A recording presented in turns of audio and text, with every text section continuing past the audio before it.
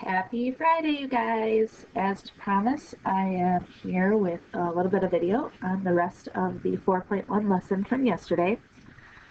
Second hour, you guys got a little bit further than eighth hour, so I'm going to be starting this video with finding coterminal angles.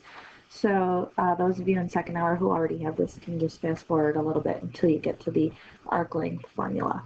Okay, so yesterday we started talking about how to draw angles in the coordinate plane and what different the two special types of angles are that we looked at were coterminal angles and quadrantal angles. So we're going to take a moment now to talk about how to find coterminal angles. And remember, coterminal angles are two angles that end in the same place. So you might have one that ends at 30 degrees, like is shown here.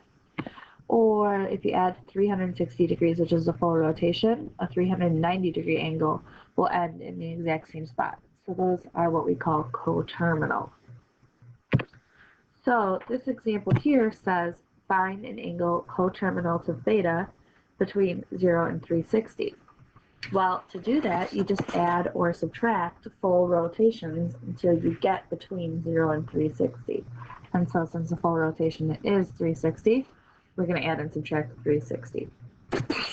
So starting here, 960 is way big, right? That's multiple rotations around a circle. So I'm going to start by just subtracting 360. And that brings me down to 600. So that tells me that 960 and 600 are coterminal, but 600 is not between 0 and 360, so I'm going to subtract 360 again, and that gives me 240 degrees. So 240 degrees is between 0 and 360, so 240 will be coterminal with 600 and 960. Those are coterminal, they all end in the same spot. Okay, negative 225 is less than 0, so I'm going to add 360 to get to an angle between 0 and 360. And when I do that, I get 135. Okay, so it's just as simple as adding and subtracting 360. Now, for angles that are in radians, we are doing the same thing, adding and subtracting full rotations, but instead of adding and subtracting 360, which is in degrees, we're going to add and subtract 2 pi, since 2 pi is 360 degrees. Now the trouble, well not trouble, but the hang up with this one is that when I take negative 5 pi over 6 and add 2 pi, those are not common denominators. And in order to add and subtract fractions, we need common denominators. So we're going to need to be able to rewrite 2 pi with a denominator of 6. So that means you multiply the numerator by 6, and you get 12 pi over 6. So negative 5 pi over 6 plus 12 pi over 6 is 7 pi over 6. Now 13 pi over 2, that's way bigger than a full rotation around a circle, right? If I get 2 pi over 2, that means I multiply the top by 2, so I get 4 pi. So 4 pi over 2 is 2 pi. That's one full circle. So we need something between 0 and 4 pi over 2. So when I subtract 4 pi over 2, I get 9 pi over 2. Still a lot bigger than a circle. So I'm going to subtract another multiple of 2 pi. And I get 5 pi over 2. And that's still bigger than a circle because 5 pi over 2 is still bigger than 4 pi over 2. I'm going to subtract another multiple of 2 pi. And I eventually get down to pi over 2. So, interesting to note, these are all coterminal.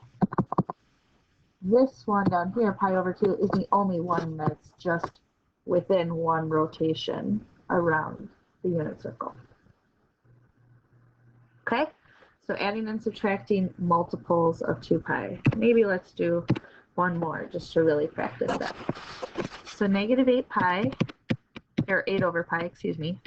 If I add 2 pi, well, I need this to be over 8. So 2 pi times 8 is 16 pi. So I get 15 pi over 8. Okay.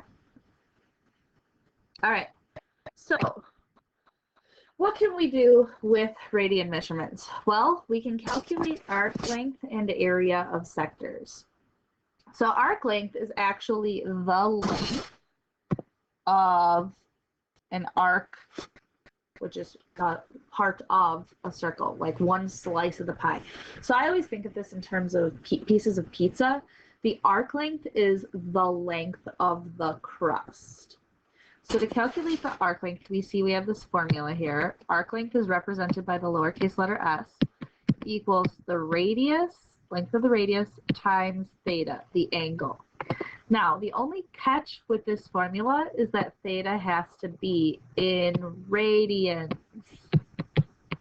And that means they're probably going to give us a bunch of angles in degrees and make us convert them. Okay. So let's look at this example. It says, find the length of the arc made by an angle of 105 degrees. Yep. Okay, so let's say that's our arc, 105 degrees.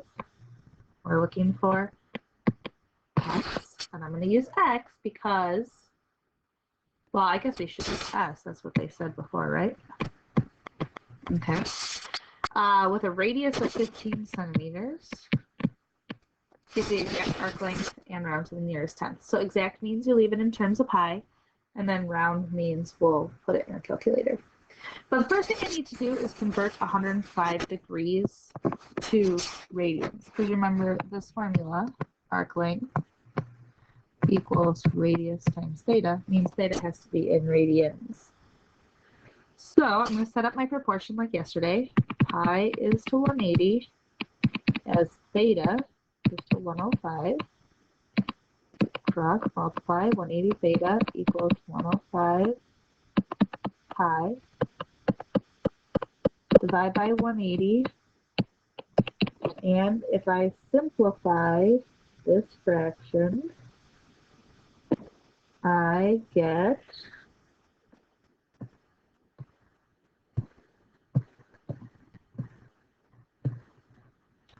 turn it back to a fraction. 7 pi over 12. Oops. So radius is 15. Oops, I'm just right. 7 pi over 12 down here. Times 7 pi over 12. So now for the exact, I'm going to do 15 times 7, which is 105 pi over 12. And I'm going to see if 105 over 12 is simplifiable.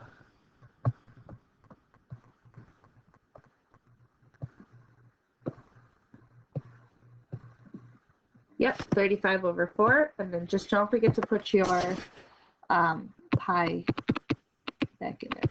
So 35 pi over 4 centimeters. That's the exact. The approximate then will be if I take 35 times pi and divide it by 4. So 35 times pi divided by 4. And I get 27.489. This is 10, so 27.5 centimeters since it's a length. Okay? So this example would be the exact same. You just change 220 to degrees and then plug it into the formula. So arc length is radius times theta. Radius is 9. I've got to switch 220. So pi is to 180. This theta is to 220.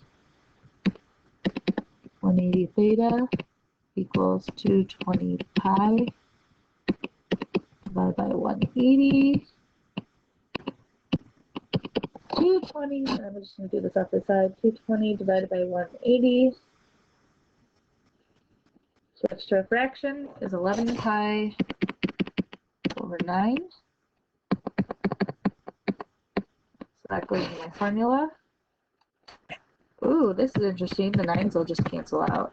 So we get arc length is just 11 pi inches. That's the exact approximate 11 times pi is 34.557. So 34.6 inches. Okay, cool. One more formula then.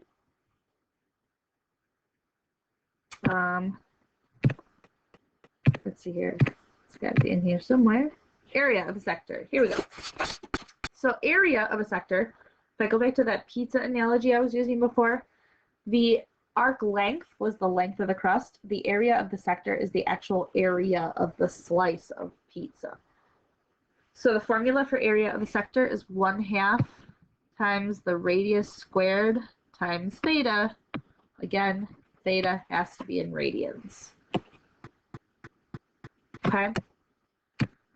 So here we have an example. It says a crop sprinkler rotates through an angle of 150 degrees.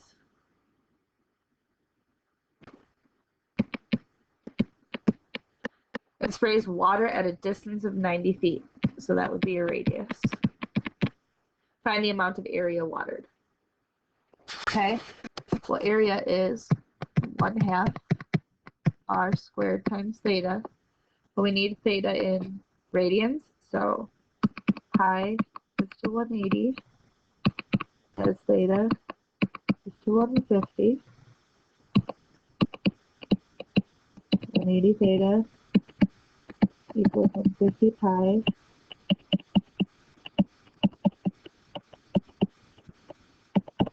So 150 pi over 180, that'd be 15 over 18 divided by 3. So 5 pi over 6. Okay, so area is 1/2. Radius is 90 squared times 5 pi over 6. So we just want to round to the nearest whole unit. So I'm going to go here. Area is 1/2 times 90 squared times 5 pi divided by 6.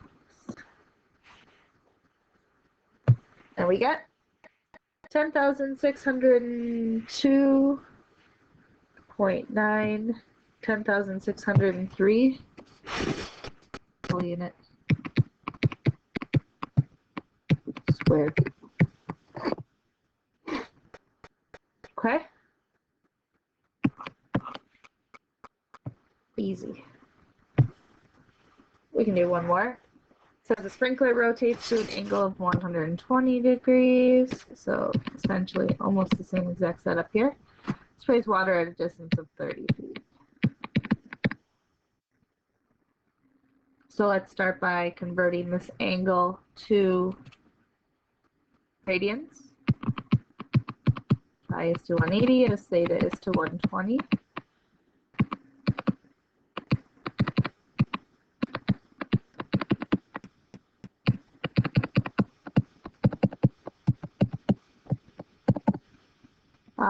Chop off the zeros, you get 12 over 18.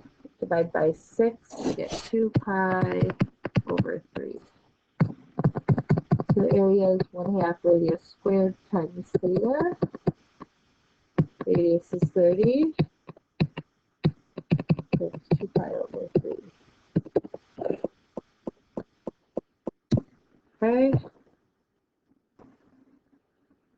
So 1/2 times 30 squared times 2 pi over 3.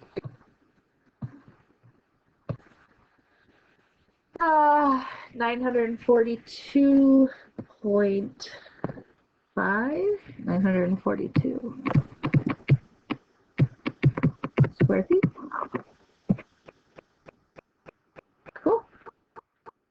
That'll do it for 4.1. Here's the assignment. You can see I've taken out some problems. So go ahead and cross those out on your 4.1 assignment. And both this one and the 4.3 assignment from the block day will be due on Monday. I'll check them both on Monday for your first 2 grades of second semester. All right, guys. Hope you have a good weekend, and I will see you on Monday.